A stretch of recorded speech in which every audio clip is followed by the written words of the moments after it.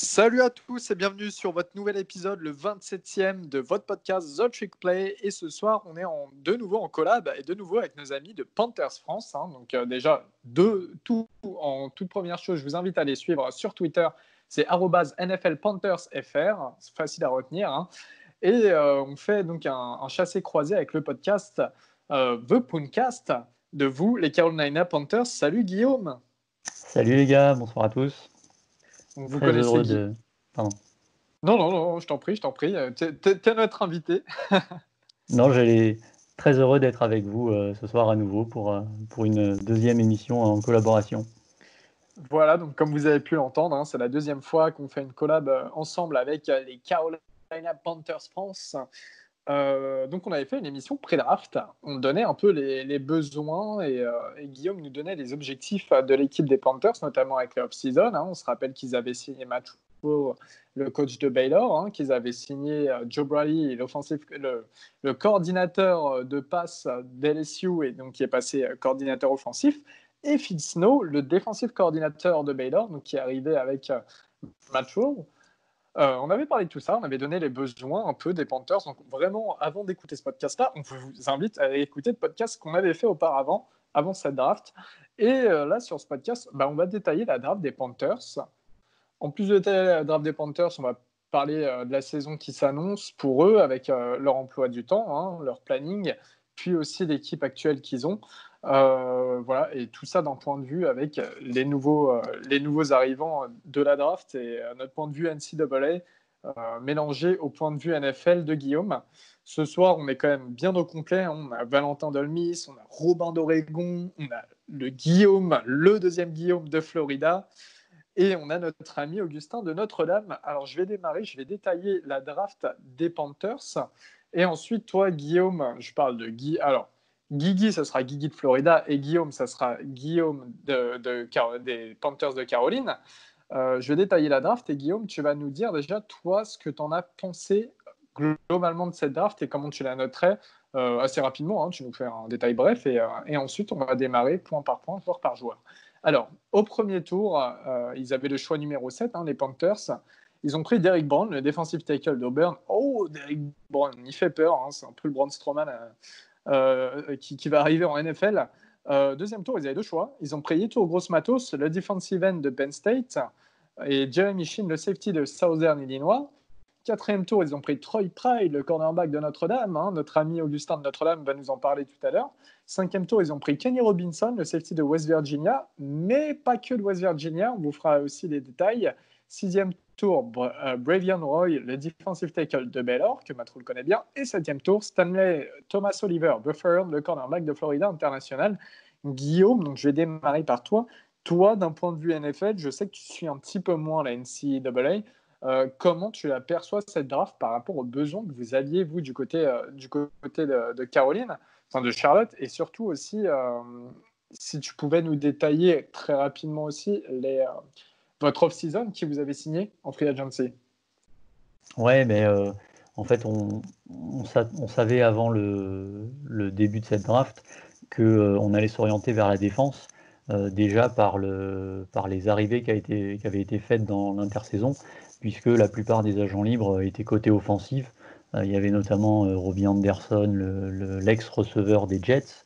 Il y a Teddy Bridgewater, l'ex-quarterback des Vikings et des Saints. C'était les deux gros noms qui étaient arrivés. Et après, une fois que toute cette off-season a été faite, il restait d'énormes trous en défense, notamment au niveau de la protection contre la course, où on a été vraiment, ça a été le gros point faible de la défense l'an dernier. On a encaissé, je crois, un record de touchdown à la course pour une équipe depuis 30 ans. Donc c'était vraiment le gros point noir. Donc à ce niveau-là, on ne peut pas dire qu'on ait été vraiment surpris par l'orientation et par la tournure qu'a pris cette draft. Après, on a quand même eu une petite surprise de voir 7 choix défensifs et 0 en attaque. C'est vrai que on s'attendait pas forcément. On s'attendait à un déséquilibre défense-attaque, mais peut-être pas dans ces proportions-là quand même. C'est vrai que j'en aurais bien vu un petit renfort, notamment sur la ligne offensive par exemple, ou éventuellement au poste de tight end. qui sont des points en attaque qui pourraient poser problème dans la saison qui vient. Mais sinon, en soi, le fait que ça s'oriente défense, c'était vraiment pas une surprise. Le choix de Derrick Brown en premier, c'était annoncé dans la plupart des mock drafts comme le choix vers lequel allaient s'orienter les Panthers, donc on n'était pas vraiment surpris. Donc à ce niveau-là, on est content. On a mis une note de 7,5 sur 10 à peu près en moyenne entre nous trois, avec Thomas et Mathieu qui gère le compte avec moi. On était à 7,5 sur 10 pour la note de cette draft des Panthers. Très bien. Alors, on va un peu récapituler du coup chaque pick. Nous, on avait fait aussi une notation des différentes classes de draft avec le podcast The Trick Play. Et pour les Panthers, on avait trouvé ça pas trop mal et on avait eu le même constat quand même que toi, c'est qu'il manquait un peu de O-line. Ça, on va y revenir, parce qu'en plus de ça, votre nouveau quarterback titulaire, Teddy Bridgewater, je peux dire en tant que fan des Saints que je le connais à peu près bien en tout cas. Déjà, Derrick Brown, les amis, là je vais vous demander tous d'ouvrir vos micros. Derrick Brown, vous validez tous le choix? Ouais. Yes, complètement. Évidemment. On est tous d'accord. On avait hésité beaucoup sur le premier podcast à prendre, si on était GM en tout cas, chez vous les Panthers, à prendre entre Derrick Brown et Isaiah Simons. Derrick Brown, finalement, c'est ce qu'il vous fallait. Vous aviez que Kawan Short réellement en defensive tackle. En plus, on sait que Short a des problèmes de blessure et qu'il commence malheureusement à prendre un peu d'âge.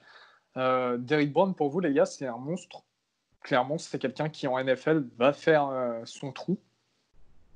Ouais, il va très clairement dominer. Il va dominer Day One pour moi. Donc très clairement, ça va être un joueur que comme j'ai dit, Day One, tu vas le mettre starter et il te fera ses stats. Pour moi, ça peut être un candidat pour le Defensive Rookie of the Year. Et le retour sur investissement ne va pas être très très long du côté de la Caroline, je pense. Pour toi, Valentin, qui suit donc Ole Miss, l'université du Mississippi, et donc en ACC, qui connaît bien Auburn, du coup, qui évolue aussi en ACC. Pour toi, est-ce que Derrick Brown, on sait qu'il a un moteur, il est très très rapide. Est-ce que pour toi, il fait mal, il peut avoir un impact vraiment direct dans la ligue, quoi? Ouais, je pense qu'en plus d'être un bon run stopper, il peut se développer en tant que gros pass rusher. De toute façon, avec Guillaume, voilà, on peut bien en parler. Il nous a mis assez cher. C'est un mec je crois pas qu'il ait été blessé. Donc de ce côté-là, au niveau qualité athlétique, physique, etc., tout est bon. Et je pense que c'était vraiment le meilleur choix à faire pour eux, pour leur passage en 4-3, vu qu'ils étaient repassés l'année dernière en 3-4. Voilà, je pense qu'il va, comme l'a dit Guillaume, il va dominer dès le premier jour. Pour toi, Guillaume, chez vous, du côté des Panthers, c'était vraiment... voilà, alors vous avez Luke Kuechly, quand même, il faut le préciser, qui a pris sa retraite, encore une fois, à votre grande surprise. Est-ce que tu penses vraiment que le poste de defensive tackle, il était plus intéressant finalement que le poste de linebacker avec Isaiah Simons, le linebacker de Clemson, donc, qui est parti chez les Arizona Cardinals, je me rappelle, mais qui est encore disponible à votre choix? C'est un petit peu la première réaction qu'on a eue quand on a eu le pick de Derrick Brown. On va pas dire que c'était de la déception, mais c'est vrai que le poste de defensive tackle, c'est pas forcément le plus sexy aujourd'hui en NFL. L'idée d'un linebacker safety hybride, hyper athlétique et spectaculaire à voir jouer en la personne de Simon, c'est vrai que c'était quelque chose de super intéressant. Après, quand on réfléchit un petit peu, on a énormément de choses qui ont changé cette intersaison. Effectivement, il y a la retraite plus que surprise de Luke Kuechly à la mi-janvier. Il y a les départs plus ou moins anticipés d'Olsen, de Cam Newton et de Trey Turner. À ce niveau-là, avec autant de points d'interrogation et de changements, l'idée d'une valeur sûre comme Derrick Brown, c'est pas forcément plus mal de partir sur un choix entre guillemets safe plutôt que de jouer l'originalité et entre guillemets, la prise de risque par rapport au pic de Simmons. D'accord, je te remercie du coup. Je sais qu'en parlant de Simmons, justement, on a un gros fan dans l'équipe, c'est toi, Augustin de Notre-Dame. T'adores Isaiah Simons. Est-ce que toi, en tant que GM, tu serais passé au-dessus ou finalement tu penses que le choix d'Eric Brown est raisonné? Alors, moi, de base, j'étais partisan du choix Simmons, mais c'était juste personnel, parce que le joueur d'Isaiah Simmons, pour moi, est beaucoup plus sexy et il y a un potentiel. Je pense qu'il y a un plafond qui est plus haut que Derrick Brown. Mais après, si je me mets dans la perspective du GM des Panthers, leur plus gros problème, c'était la défense contre la course. Et avec Derrick Brown, bah, tu viens mettre fin à ce problème, si je puis dire. Et voilà, l'arbitrage, il s'est fait sur la question suivante, qui était de savoir lequel de ces deux joueurs peut avoir un impact immédiat sur les Panthers sur les prochaines saisons. Alors pour moi, Derrick Brown, comme l'a dit Guigui, il va avoir un impact day one.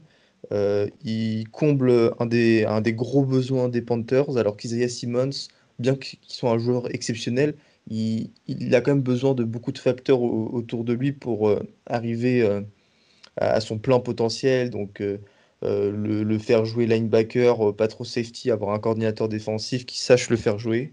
Et je pense que Derrick Brown, finalement, c'était le bon choix, puisque c'est celui qui va le mieux fitter et celui avec lequel on prend le moins de risques.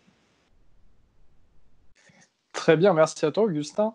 On va passer à Yetur Gross Matos. Juste, Robin, tu n'avais rien à rajouter sur le pic de Derrick Brown?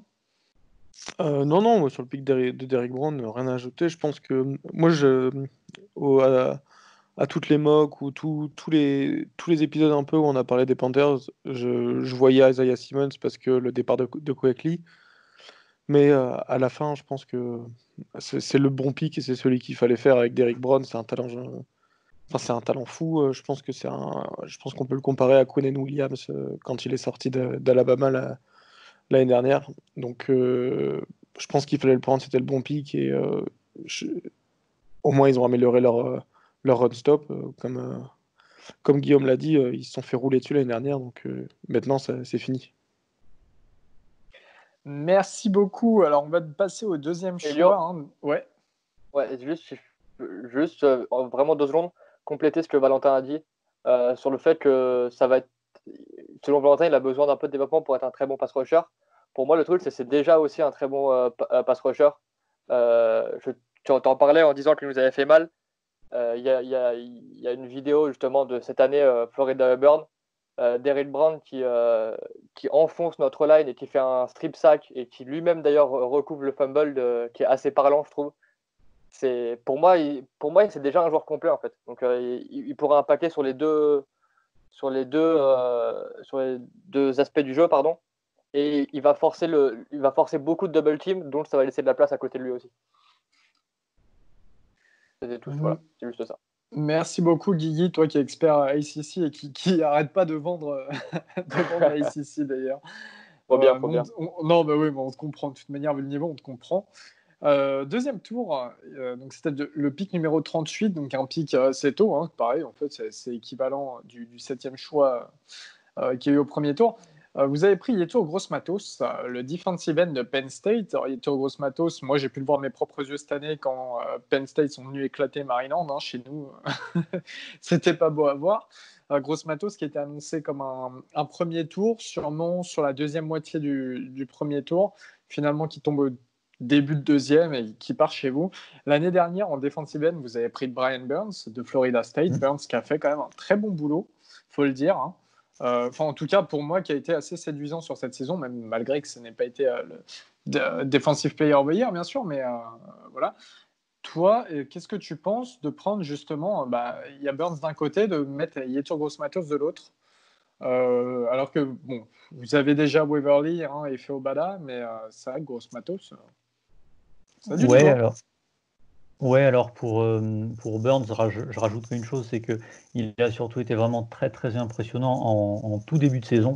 Et en fait, il s'est blessé à la main un petit peu bêtement tout seul dans un match, je crois que c'était le match à Houston, et il a un petit peu disparu de la rotation après. Il y a eu le retour de Bruce Irvin qui est revenu de blessure ou de suspension en cours de saison, et du coup il est un petit peu redescendu dans le, dans le depth chart. Mais c'est vrai que l'idée d'avoir d'un côté Burns et de l'autre Gross Matos, c'est assez séduisant, surtout comme on le disait avec un Derrick Brown au milieu qui va en plus permettre dans l'idée d'aider les edge rushers. Ouais, l'association des deux est vraiment intéressante. La seule question qu'on a sur Yetur Gross Matos, vous allez pouvoir m'en dire un petit peu plus, c'est que a priori je pense qu'il va avoir besoin d'au moins un an en NFL pour vraiment montrer son potentiel. Mais c'est vrai que c'est un pick qui nous intéresse. Et pour la petite histoire, Marty Hurney, le GM des Panthers, avait hésité et avait tenté de trade up en fin de premier tour pour venir le chercher. Donc il n'a pas réussi à faire, il n'a pas trouvé de preneur pour le trade, mais il a quand même réussi à récupérer le joueur. Mais c'est bien la preuve qu'il le voulait vraiment. Alors moi, je vais démarrer par te répondre assez rapidement. Gross Matos, hein, c'est un super gros gabarit, il est assez grand, il est très costaud.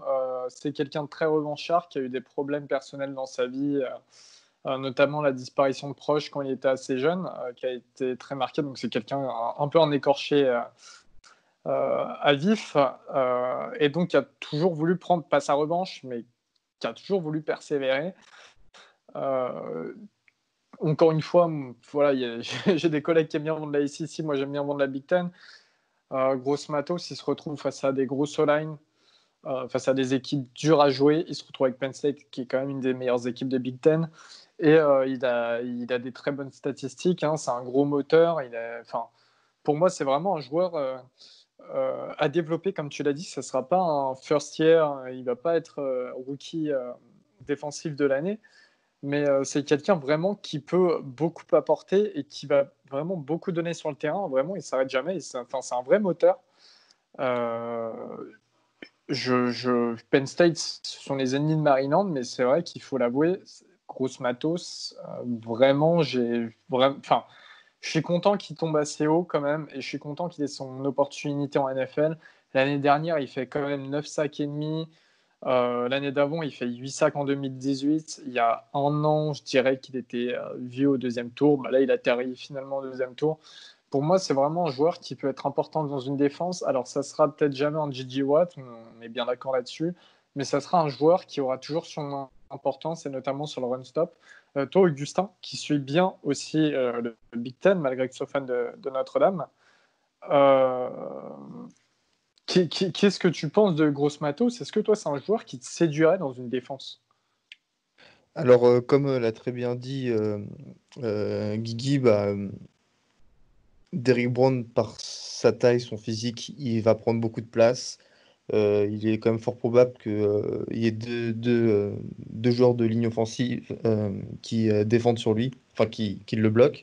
Alors, je pense que de ce fait, il y a une complémentarité incroyable avec Gross Matos, qui est plutôt un edge rusher rapide, technique. Il joue bien de son corps. C'est typiquement le genre de gars qui va pouvoir profiter de l'impact d'Eric Brown pour aller saquer du coup le quarterback adverse. Et c'est pour ça que je trouve le choix plutôt intelligent. Euh, alors, ça, c'est ce que je pense sur le côté technique. Et après, sur le côté, on va dire, plus draft, je pense que c'était le meilleur joueur à ce moment-là à prendre. Alors, les Panthers ont besoin de talent. Tu prends un des meilleurs talents en 38e ou 37e position. Oui, pardon, c'est en 38e. Donc voilà, c'est un pic réussi pour moi. Pour vous, les amis, en général, Gross Matos, c'est un pic important, un bon pic chez les Panthers. Je pense notamment, vraiment, vous voyez aussi plus loin sur les joueurs qui restaient sur le tableau de draft. Il y en avait un paquet, bien entendu. Pour vous, Gross Matos, il méritait de partir du côté de Charlotte. Enfin, c'est bien joué en tout cas. Bah, pour moi, je pense que J'étais surpris parce que je pensais qu'ils allaient prendre Denzel Mims, parce qu'il était toujours présent. Et vu qu'il a joué sous Matt Rhule, je pensais vraiment qu'ils allaient le prendre en sachant qu'ils ont reçu des appels pour Curtis Samuel. On avait un petit peu parlé au premier épisode avec NFL Panther France. Mais sinon, comme l'a dit Augustin, le fait d'avoir Derrick Brown qui va prendre sûrement 2 gars, peut-être Brian Burns 2, ça laisse de la place à Yatur Gross-Matos ou inversement. Enfin, ils vont pas pouvoir mettre toute l'équipe sur la ligne défensive. Donc, je pense que finalement, c'est peut-être un des meilleurs choix qu'ils ont. Enfin, un très bon choix qu'ils ont fait à ce moment-là, plutôt que de prendre de la O-line ou un gars comme Denzel Mims. Donc voilà, après, je vais pas revenir sur ses qualités qui sont indéniables. Et je pense que c'est vraiment peut-être le meilleur pick à faire à ce moment-là pour eux. Très bien, je te remercie, Valentin. Les amis, personne n'a rien à rajouter sur Gross Matos. Je passe à Jeremy Chin. Allez. Ok, tout. Ouais. Non, c'est bon, vas-y. Merci beaucoup, Guigui. Je passe à Jeremy Chin, donc le safety de Southern Illinois. Southern Illinois, alors, c'est une fac de division 1. Hein. C'est toujours la première division, mais c'est une toute petite fac. Jeremy Chin est un projet. Il a été pris au deuxième tour, choix numéro 64, donc assez tard hein, quand même sur le deuxième tour. C'est un safety. On sait qu'il fallait renforcer le backfield du côté de Charlotte. Toi, Guillaume, qu'est-ce que tu as pensé de ce choix, sachant que Jeremy Chin, vraiment, sur les dernières semaines avant la draft, est remonté dans les tableaux de draft, et beaucoup de personnes se sont intriguées sur ce joueur, hein, et on n'oublie pas de mentionner qu'il y avait quelques très bonnes occasions au niveau safety lors de cette draft sur le deuxième tour. Hein. Au deuxième tour, on a vu partir Winfield, Mike Kinney, Delpit, mais aussi Cal Duggar qui venait de Division 2, qui est parti chez les Patriots.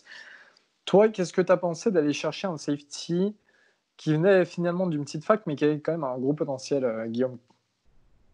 Effectivement, comme tu le disais tout à l'heure, on n'est pas, aussi bien moi que Mathieu et Thomas, les deux autres admins du compte, on n'est pas des grands spécialistes de NCAA. Et typiquement, Jeremy Chin, on l'a découvert au moment du combine où il a été vraiment impressionnant d'un point de vue athlétique. Il a vraiment impressionné beaucoup de monde. Et à partir de ce moment-là, on a commencé à regarder un petit peu. Et c'est un des safeties qui nous intriguait le plus. Et après avoir choisi de ne pas choisir justement Isaiah Simmons au premier tour, on se retrouve un petit peu avec un profil un petit peu similaire, un genre d'Isaiah Simmons du pauvre, on pourrait presque dire, avec un profil hybride safety petit linebacker qui peut être vraiment intéressant. On avait un besoin en termes de DB, clairement. Pour moi, c'était le deuxième plus gros besoin après la D-line. J'aurais peut-être plutôt ciblé un cornerback, mais c'est vrai que l'idée de Jeremy Chin à ce moment-là de la draft, c'était vraiment quelque chose qui nous a bien, bien intrigué et c'est un des joueurs de cette draft qu'on a le plus envie de suivre la saison prochaine.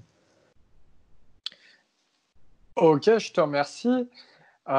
Du coup, je sais qu'il y a un de nos compères qui l'a pas mal suivi et qui aimerait donner son avis, et c'est Valentin Dolmis. Valentin, toi qui es fan de l'Université du Mississippi, comment tu as réussi à suivre Jeremy Chin qui est à Southern Illinois, j'aurais pu à parler, comme d'habitude, comme sur chaque podcast, à Southern Illinois, dans le nord du pays? Bah, parce qu'on a joué.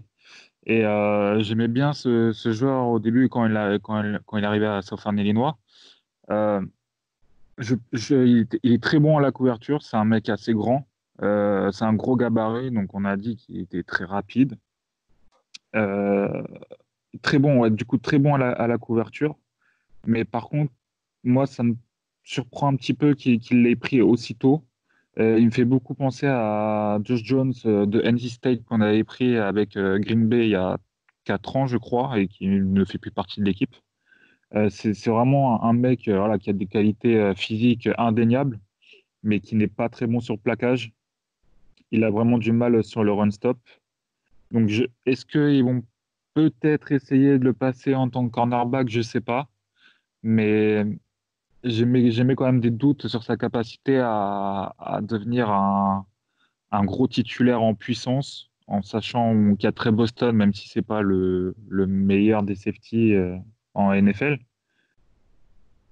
Voilà, je pense que il va falloir qu'il développe sa capacité à plaquer et à sortir des blocs plus facilement pour le run stop, parce que sinon il va s'en tenir à un rôle de couverture et ça vaut pas pour moi une fin de deuxième tour.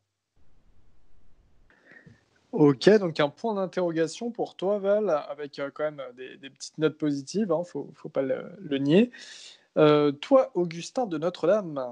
Alors, moi, ça concerne pas le joueur, mais plutôt le moment auquel il est tombé. Donc, comme l'a bien dit Valentin, je trouve qu'il est tombé un petit peu tôt. Et il restait encore Christian Fulton. Enfin, non, il est tombé en 61. Les Panthers avaient le 75. Et je pense que un- ils auraient pu essayer d'aller trade-up pour aller chercher Christian Fulton. Il y avait quelque chose à tenter. C'est pour ça que je pense que c'est une petite déception pour moi. Et s'ils avaient vraiment pick Fulton en 64 ou même en 61 en allant le chercher, et bah, j'aurais mis un A+ à cette draft. Ok, merci beaucoup, Gus.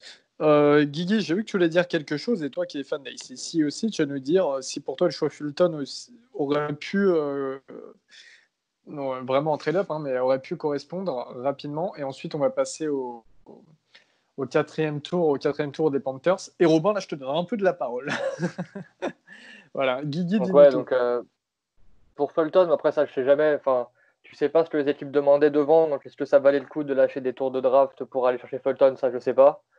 Par contre, pour ce que je sais, c'est que pour Jeremy Chin, je vais être un peu plus optimiste que Valentin, dans le sens où il a montré, déjà, s'il ne dit pas de bêtises, il a été starter 3 voire 4 ans. C'est 3 voire 4 années de fac. Sur les 4 ans, il a été 4 starter. ans, voilà. Donc, c'est un mec déjà qui a de l'expérience. C'est pas un joueur qui est, on va dire, un one hit wonder. Donc, c'est un mec sur qui tu as des centaines d'heures de vidéos, ça c'est clair et net. Et donc du coup, moi j'aime bien en plus, surtout au niveau des DB où c'est un peu la galère chez vous, chez les Panthers, ça, le fait qu'ils puissent jouer quasiment tous les postes, donc corner, slot, safety, c'est pour moi c'est un gros plus et je pense que c'est aussi ce qui a fait la différence quand il a fallu mettre le nom sur la petite feuille et l'envoyer au commissionnaire. Donc moi je pense que c'est un bon pick, ça demande du développement, mais je pense que c'est un bon pick. Merci Guigui, donc ça reste quand même plutôt positif, hein, pour Jeremy Chin. Maintenant, on passe à votre quatrième tour. Donc, vous n'avez pas de troisième tour, mais vous avez eu deux sélections au deuxième tour, à Guillaume. Quatrième tour, vous avez sélectionné Troy Pride, le cornerback de Notre-Dame. Alors voilà, il y a eu le départ de James Bradbury durant la off-season. Vous avez besoin d'un autre cornerback que Dante Jackson pour être de l'autre côté, tout simplement. C'était vraiment un réel besoin. Troy Pride, toi, Guillaume, déjà, qu'est-ce que tu en penses? Et ensuite, on va passer à Augustin et Robin qui vont un peu nous donner leurs avis, surtout Augustin, qui est fan de Notre-Dame. Bah, comme je le disais il y a un instant, c'est vrai que pour moi le poste de cornerback était le besoin numéro 2. Donc je guettais assez impatiemment le nom du cornerback qui serait sélectionné. Euh, Troy Pride, c'est pas forcément celui que je connaissais le plus, mais je pense qu'Augustin sera bien plus à même que moi là-dessus. Euh, il est très rapide, moi de ce que j'ai cru comprendre, c'est vraiment un vrai sprinter, une vraie flèche. Par contre, sur les quelques petits matchs quelques petits highlights que j'ai pu voir après, j'ai quand même, je sais pas, j'ai quand même des doutes sur sa capacité à s'imposer en NFL, en tout cas de ce que j'ai vu là. Forcément, ça demandera, comme beaucoup de pics des Panthers, du temps pour se vérifier. Mais j'ai peur que face à des receveurs un peu physiques, comme il peut comme il sera amené à en affronter en NFL, j'ai peur que ce soit un petit peu juste pour un corner 2 en NFL. Alors, tu fais bien de le dire en plus parce que vous êtes en NFC South. En NFC South, les receveurs en numéro 2, parce qu'on sait que ça sera Jackson d'être cornerback numéro 1, mais les receveurs numéro 2, ça reste quand même Emmanuel Sanders du côté des Saints, Chris Godwin du côté des Bucks et Calvin Ridley du côté des Falcons. Pour toi, Augustin, est-ce que Troy Pride sera de taille, que ce soit maintenant ou plus tard même? Alors, non. Maintenant, je pense que ça risque d'être juste et j'ai peur qu'il soit mis directement dans le grand bain en NFL. Mais Guillaume parlait de sa capacité à défendre les receveurs, les grands receveurs comme ça. Alors, c'est clair que Troy Pratt Jr., il a un énorme souci d'agressivité. Et j'ai envie de dire que c'est quelque chose qui est pas facile à corriger, mais qui peut très largement se faire. Surtout que le garçon, il vient de Caroline. Et bon, c'est pas du sportif, mais il avait l'air tellement content d'y être. Je doute pas une seule seconde de son investissement pour pallier à ses défauts et pour justement jouer dans son équipe, quoi, des Panthers. Et non, en fait, je pense que son avantage, ce qui vient un peu contrebalancer son manque d'agressivité, c'est sa vitesse et sa capacité dans le zone coverage à, même quand il prend un petit peu de retard, à tout de suite rattraper le receveur, à se rapprocher très vite de lui. Et je pense que ça peut vraiment l'aider à réussir en NFL, cette capacité à être, euh, à être bon sur l'homme. Alors oui, Valentin me dit, oui, j'ai zone coverage, j'ai n'importe quoi en man coverage. Donc voilà, c'est un solide outside corner. Euh, je pense que sa vitesse, ça va vraiment l'aider à rester longtemps en NFL. Bon, après, sa vitesse, en fait, de base, Troy Pratt Jr., il fait du track. Donc voilà, c'était un champion d'athlétisme au lycée. Et on attendait tous à ce qu'il fasse des super performances au combine, chose qu'il n'a pas faite. Alors c'est pour ça qu'il est tombé, je pense, aussi bas. Mais il a déjà montré par d'autres vidéos ou par ses matchs avec Notre-Dame qu'il pouvait, avec cette vitesse, combler ce manque d'agressivité et aller, aller chercher rapidement le receveur adverse. Et voilà, c'était pour ça que je pense qu'il pourra réussir en NFL et je doute pas sur la capacité de Matt Rhule à en faire un bon joueur, mais bon, faut pas qu'il se brûle les ailes trop vite. Merci beaucoup, Gus. Pour toi, mon Robin, qu'est-ce que tu penses de Troy Pride? Alors, je pense que ce sera un starter. Comme Guillaume l'a dit, il y a une possibilité pour qu'il soit cornerback numéro 2 très rapidement. Et je pense que c'est son range, vraiment, il est, comme Augustin l'a dit, enfin, je pense qu'il connaît beaucoup mieux que moi, mais je trouve il se sert trop de sa vitesse quand il se fait manger. Et quand Augustin il dit oui, quand il est en retard, il peut rattraper, mais je pense qu'en NFL, ça sera encore plus différent qu'en NCAA, donc j'ai un peu peur pour ça. Mais à part ça, je trouve quand même qu'il a un bon potentiel pour être starter. Et tout à l'heure, on parlait du pick Christian Fulton. Je pense que c'est pas dérangeant de ne pas l'avoir fait parce que tu passes quand même à Troy Pride. Donc, c'est pas comme si tu n'avais pas pick de cornerback. C'était le besoin qu'ils avaient à ce moment-là. Donc, moi, ne pas pick Christian Fulton et pick Troy Pride, ça me va amplement. C'est pour ça que lors de la draft, j'avais mis A parce que ils ont quand même tous leurs needs en défense, ils les ont comblés, dont Troy Pride en cornerback. Je pense que leurs 4 premiers picks, franchement, ça va être des starters dans le futur, donc c'est quand même plutôt bon comparé à certaines équipes, donc plutôt content du pick, moi. Merci Rob, et moi je te rejoins rapidement sur cette idée. Les 4 premiers picks du côté de chez vous les Panthers, Guillaume, ça sera des starters tôt ou tard, et je pense dans un futur proche pour la plupart, très très proche même. On peut s'attendre à tous les voir jouer cette année d'une manière ou d'une autre, que ce soit sur la rotation ou en tant que titulaire. Voilà, trop rien à rajouter parce que par rapport à tout ce que vous avez dit, hein, c'est très complet et je n'aurai pas d'expertise supplémentaire, enfin, j'apporterai rien de plus, quoi. On va passer directement au 5e tour avec Kenny Robinson, le safety de West Virginia, sauf que Robinson a une histoire assez particulière. Alors, comme vous l'aviez détaillé dans votre podcast, euh, Robinson, lui, a été... donc, il est à West Virginia, hein, en Big 12. Il s'est fait pincer pour fraude. C'est quelqu'un d'autre qui faisait ses cours en ligne à sa place. Voilà, aussi simple que ça. Il s'est fait pincer, puis sa maman a demandé à ce qu'il change d'université, du coup, pour se relancer. Puis West Virginia ont tout fait un peu pour le fausser là-dedans, hein, pour l'en empêcher. Ils ont essayé même de lui faire payer $3 000. Du coup, ce qu'il a fait, et ça a été c'est inédit quasiment, hein, Kenny Robinson est parti directement à XFL, hein, la XFL qui est désormais défunte, hein, qui était une ligue créée par Mike Mahon, hein, le patron de la WWE, qui était une ancienne ligue qui était revenue cette année et finalement qui a disparu rapidement à cause du coronavirus. Il a joué chez les Saint Louis Battlehawks. Euh, et en peu de matchs, franchement, je crois qu'il y a eu quoi, 6 journées peut-être ou 7 journées, je ne sais même plus. Il a quand même réussi à avoir 2 interceptions, un sac, 21 tacles. Et ces stats, je vous les sors quand même pour que vous ayez une idée. À West Virginia, hein, quand il a joué en 2017 et 2018, c'est quand même 3 et 4 interceptions, donc 7 interceptions en tout. Et en tout, 84 tacles solo.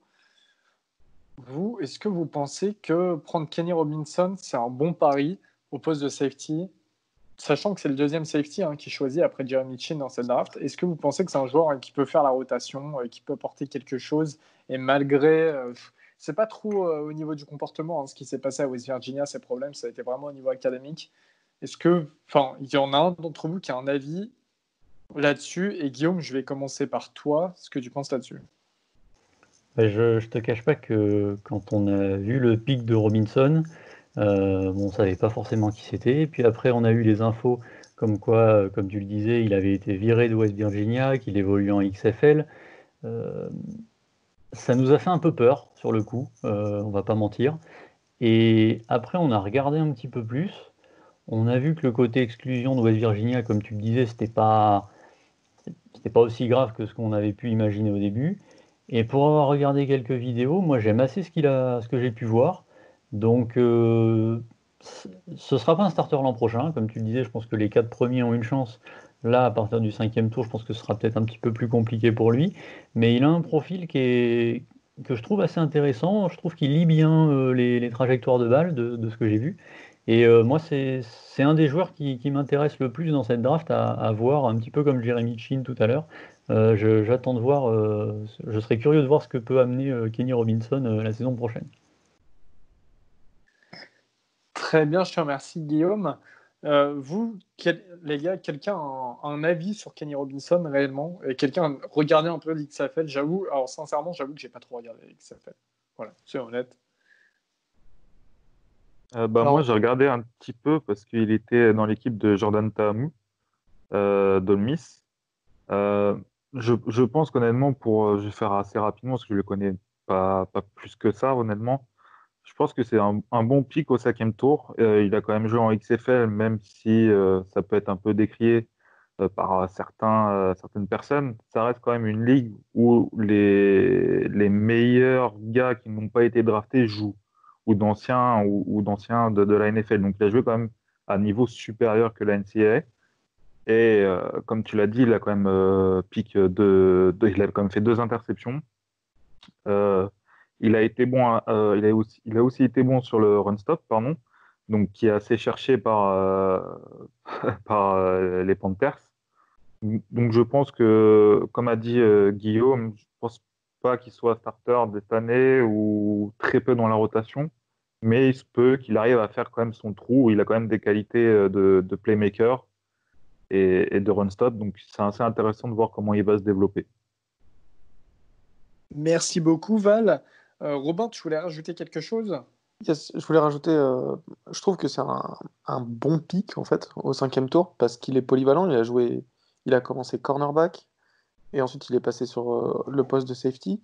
Et donc je pense que c'est un pick un peu entre Troy Pride et Jeremy Chin. Il peut jouer des deux côtés, donc la polyvalence, ça va lui gagner la place dans l'équipe.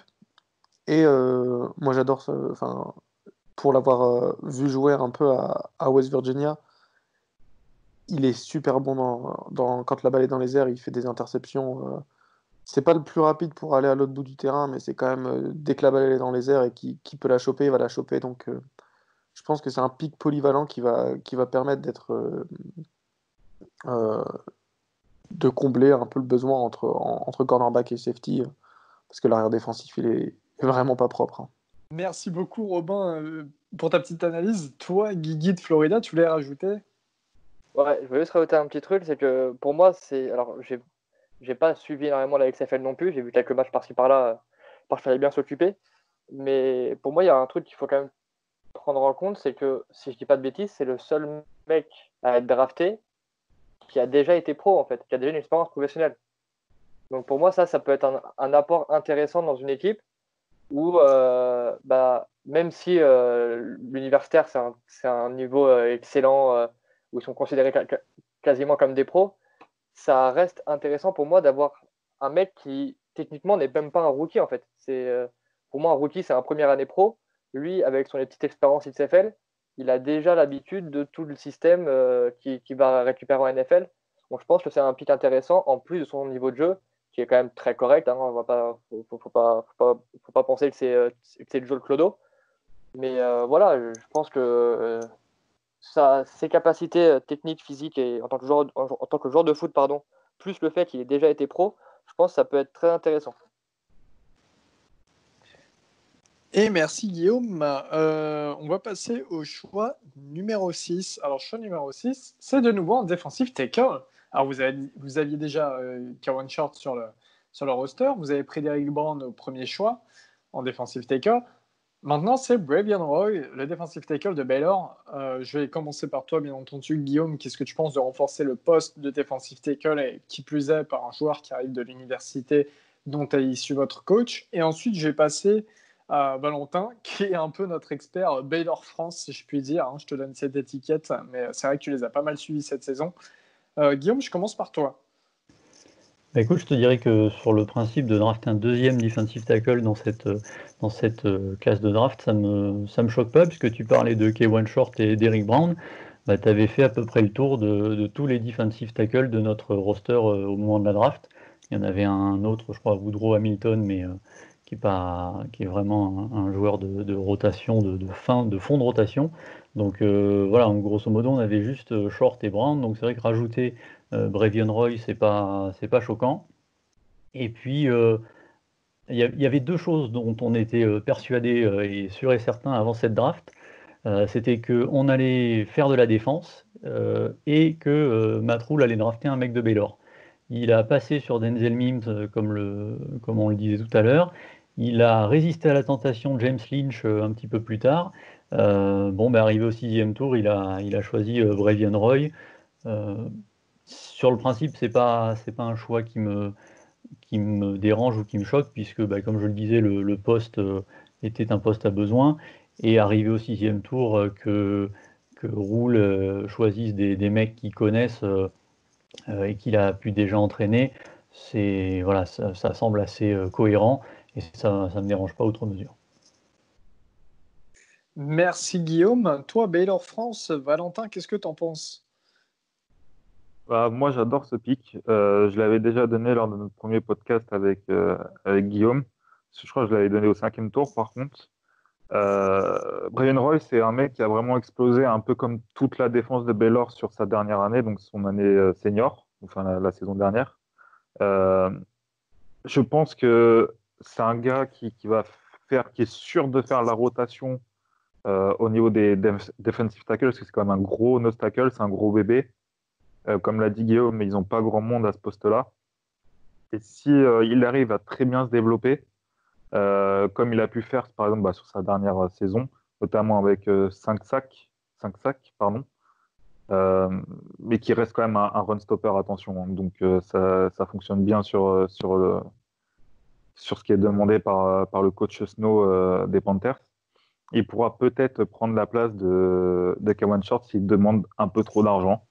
Donc moi je suis vraiment fan, c'est un excellent pick au 6e tour et qui va apporter dès sa première année en tant que joueur de rotation et peut-être en tant que titulaire sous ses 4 ans de contrat rookie. Merci beaucoup Val, et faut rajouter quand même que Bravion Roy était en contact pendant tout le draft process, il était vraiment en contact avec le staff des Panthers. En même temps, je pense que Matt Rhule avait son numéro personnel, autant se le dire.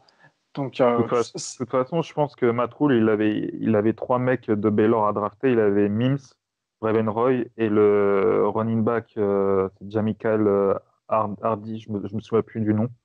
Mais parce que James Lynch, comme on l'avait dit, c'est un joueur de 3-4 uniquement, donc qui ne pouvait pas correspondre au schéma de jeu de Snow pour les Panthers de cette année.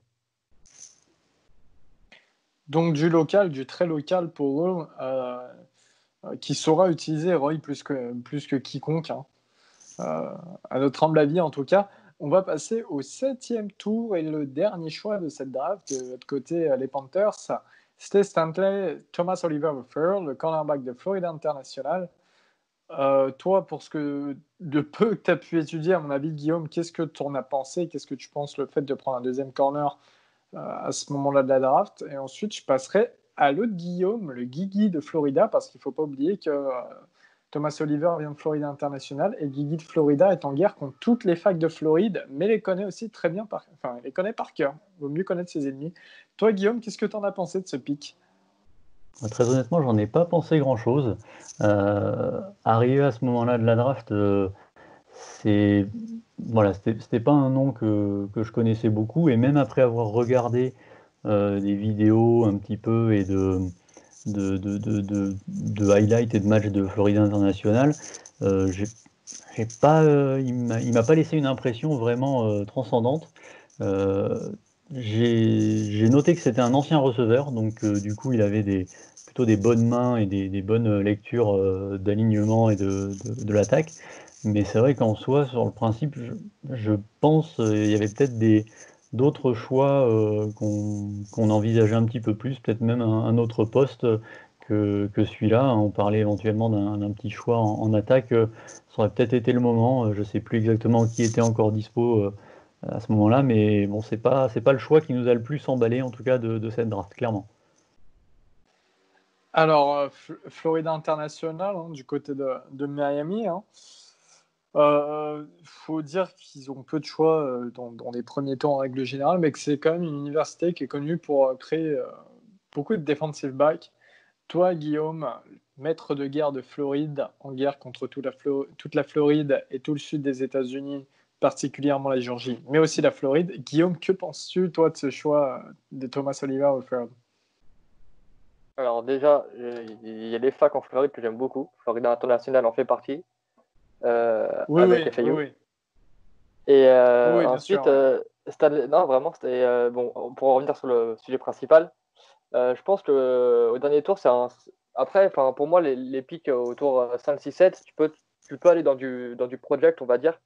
Et je pense que Thomas Oliver, ça peut en être un. Comme tu l'as dit, Guillaume, c'est un ancien receveur. Et c'est un corner qui est. En fait, c'est assez bizarre parce que, sur ce que j'ai vu moi en tout cas, il va être très physique sur tout ce qui est de la presse. Il va avoir des hanches bien fluides pour se retourner assez vite, ou même pour bien coller le receveur sur la ligne de scrimmage. Mais derrière, il va piquer peu de balles, ce qui est étonnant pour un ancien receveur. J'avais vu la stat, c'est contre Miami où il drop 2 grosses interceptions entre guillemets faciles.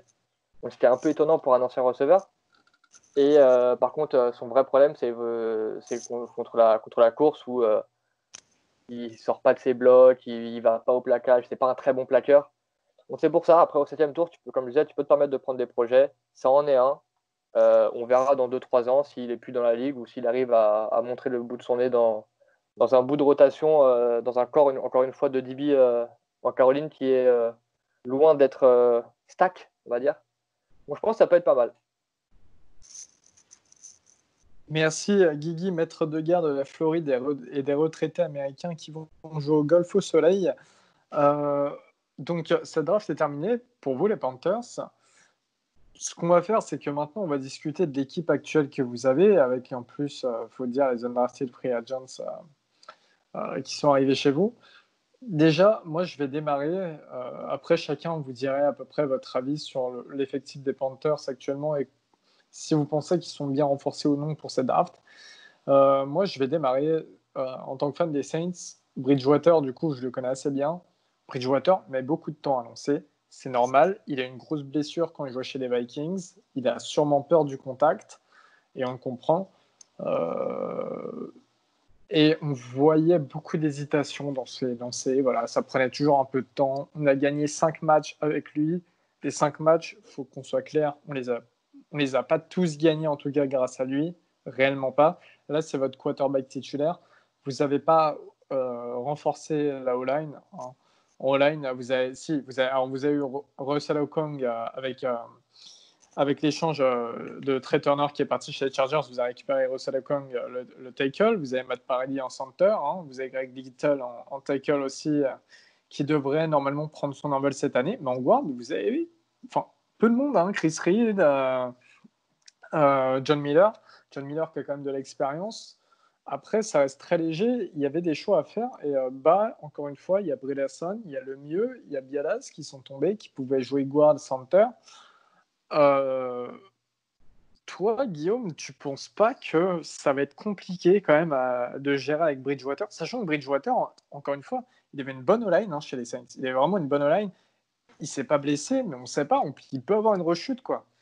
Toi, est-ce que ça te fait pas peur tout ça? Et surtout, tu as connu Cam Newton, tu passes quand même à un niveau QB qui est en dessous, avec une O-line qui n'est pas non plus totalement complète. Qu'est-ce que tu penses de tout ça? Je te rejoins, hein, clairement. On en avait parlé assez longuement dans notre premier podcast avec Mathieu et Thomas.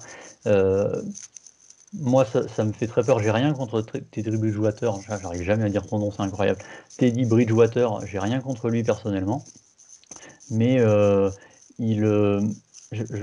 pense que ça va lui faire drôle de passer de la O-line des Panthers, de la O-line des Saints, pardon, à la O-line des Panthers.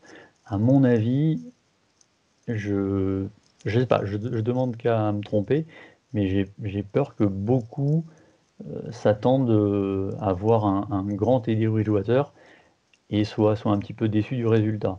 La stat qui revient tout le temps, c'est qu'il a fait 5 victoires en 5 matchs. Voilà, comme on l'avait dit, il y a un autre quarterback la saison dernière qui avait ces mêmes stats-là au début, c'est Kyle Allen. On a vu comment ça a fini derrière une saison, derrière la O-line des Panthers. Donc, moi, clairement, cette O-line, j'ai des doutes. L'arrivée de Russell Okung, ça reste quand même quelque chose de positif, je pense, parce que autant Trey Turner est un top garde, le poste de garde est quand même moins prioritaire que le poste de left tackle aujourd'hui en NFL. Donc si on a réussi à faire un upgrade au poste de left tackle, ça peut faire du bien, mais ça reste un gros point d'interrogation pour nous aujourd'hui, cette O-line, clairement. Et comme tu l'as dit, hein, Kyle Allen a gagné 5 matchs, on a vu comme ça a terminé. Teddy Bridgewater, il a gagné des matchs, il avait quand même Alvin Kamara, et Latavius Murray en running back, et puis il avait aussi tu balances un ballon un peu n'importe où, Michael Thomas, il arrive à te le choper, et on a gagné des matchs, je pense notamment au match face à Dallas ou face aux Jaguars, on a gagné des matchs. Dallas, c'est au field goal, on a mis 4 field goals pour gagner un match. Autrement, il n'y avait pas de touchdown. Donc, c'est vrai que son line, vous les gars, il y a quelqu'un qui a quelque chose à rajouter sur ce problème de line? Oula, alors t'as l'air impatient de le faire, vas-y, je t'en prie. Non, pas du tout, mais je pense que c'est l'occasion de sa vie, Teddy Bridgewater. S'il la saisit pas maintenant, il la saisira jamais.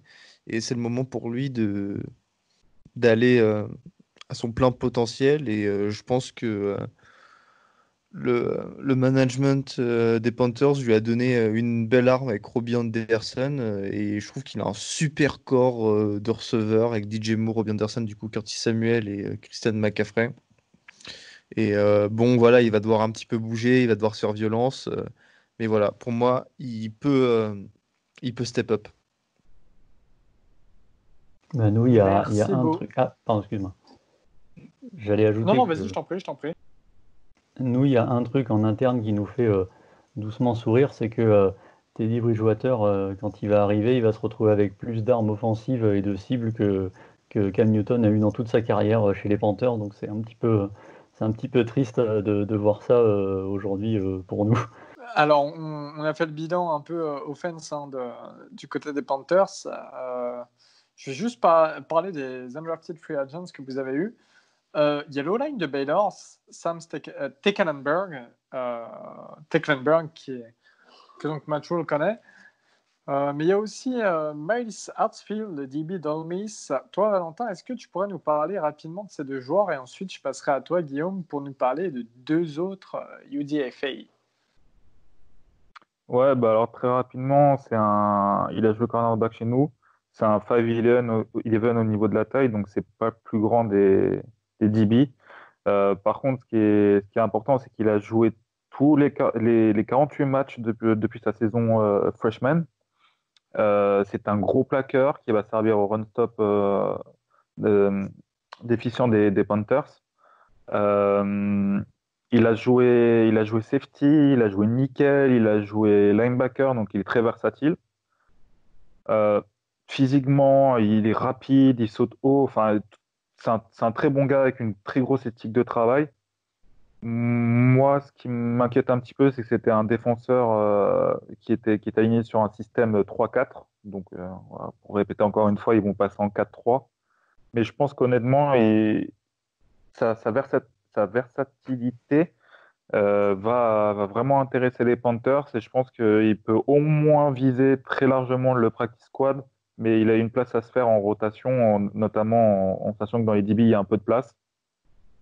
Donc, moi, j'aime plutôt bien le fait qu'il l'ait pris et je suis très impatient de voir qu'est-ce que ça va donner pour lui.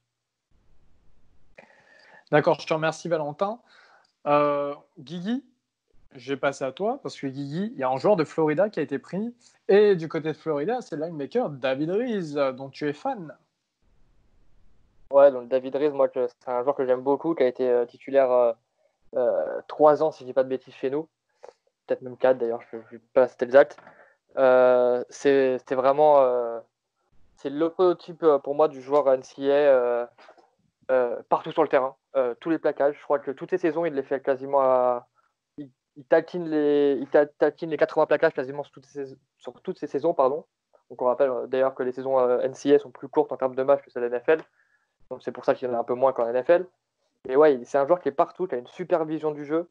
Alors le problème en NFL, c'est pour ça qu'il a été undrafted, c'est sa vitesse. C'est pas les linebackers athlétiques comme on voit actuellement. Moi par exemple, je suis fan des Steelers, elle a un peu de Devin Bush ou à la Ryan Shazier-Avian. C'est plus un peu à l'ancienne, c'est du mec qui va te rentrer dedans, qui va te rentrer dedans sur du run stop. Il se débrouille en pass coverage, mais c'est pas son point fort. Donc j'espère pour lui qu'il fera le roster. Je pense plus qu'il ira en practice squad vraiment que sur le 53. Mais ça peut être, pour moi, c'est du très bon. Ok, je te remercie Guigui. Du coup, pour David Reese, je vais passer, on va terminer là-dessus, au calendrier donc des Panthers, ces calendriers officiels qui sont tombés hier. Hein.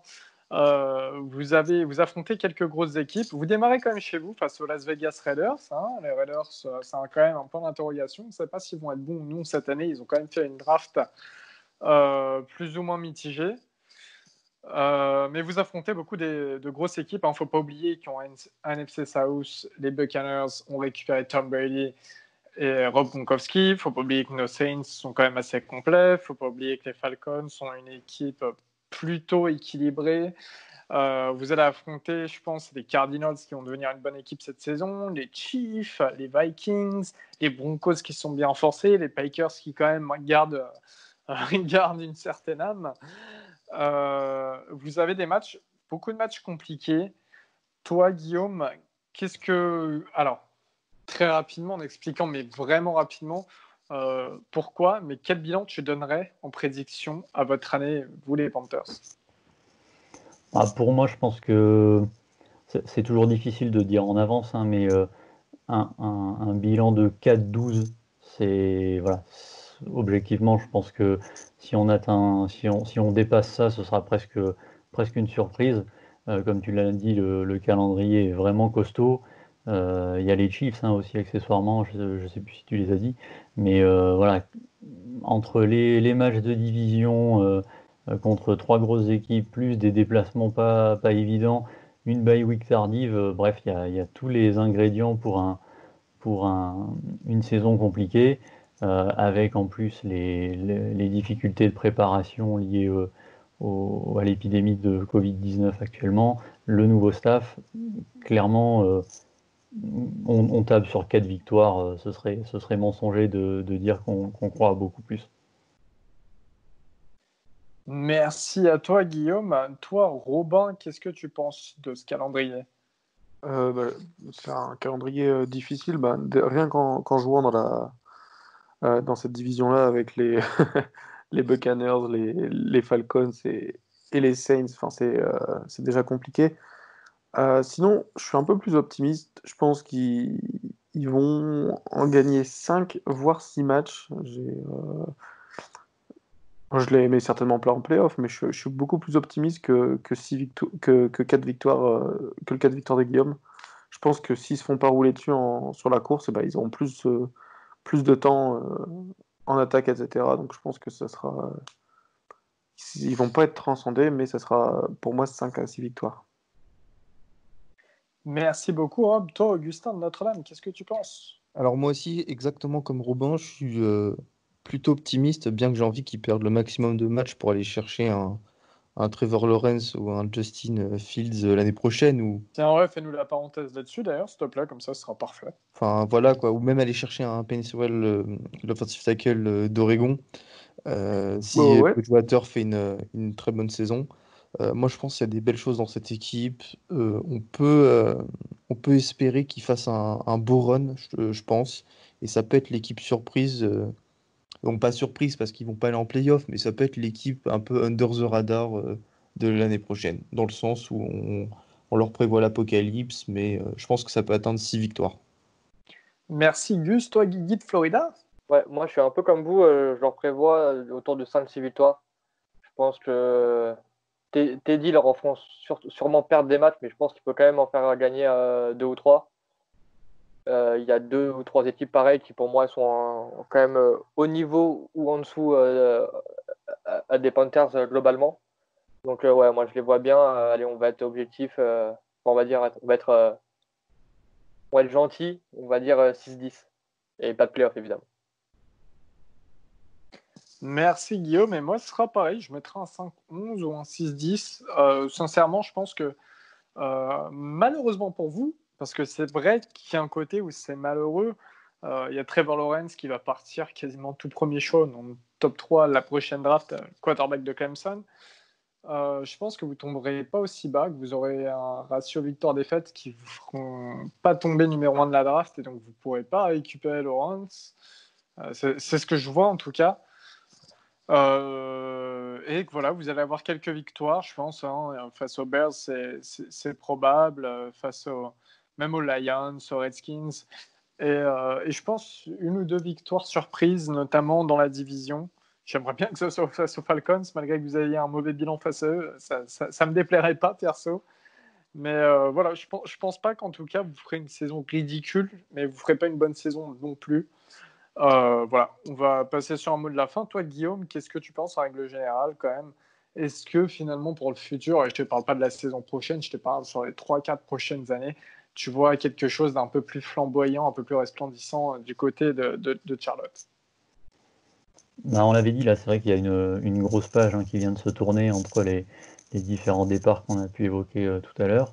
L'arrivée de Matt Rhule, c'est intriguant et effectivement, dans les 3-4 années à venir, ça donne envie de voir ce que ça va donner. Étonnamment, ouais, comme on le disait, on s'attend à une saison compliquée, mais on est quand même curieux et impatient de voir ce que ça peut donner pour la saison prochaine et même pour les suivantes. Je pense que d'ici 2-3 ans, on a moyen de revenir à un niveau qu'on était un petit peu plus habitué par le passé. Donc oui, là, on est dans une période un peu compliquée en termes de résultats, clairement. Mais on perd pas espoir. Je pense qu'on peut rebondir. D'ici 2-3 ans, je pense qu'on peut redevenir une équipe sur laquelle il faut compter ou qui fait pas bon jouer, en tout cas en NFL. Super, merci beaucoup. Merci pour ce soir. Encore une fois, on vous invite à écouter The Podcast, qui est disponible sur SoundCloud de la part de nos amis de Panthers France. Allez les suivre sur Twitter, c'est NFL Panthers FR. Nous, on vous remercie encore une fois d'avoir écouté votre Check Play. Voilà, n'hésitez pas à réagir, n'hésitez pas à envoyer des messages à Panthers France, n'hésitez pas à envoyer des messages à The Trick Play ou à nous. Hein. Vous savez qu'il y a dans le podcast, il y a Maryland, il y a Ole Miss, il y a Oregon, il y a Notre-Dame, il n'est pas là, mais Oklahoma State et il y a Florida, notre âge préféré. Voilà. Je vous remercie les amis. Bonne fin de soirée à vous. Salut les gars. Ouais. Salut. Salut. Et merci de nous avoir écoutés. À la prochaine. Ciao.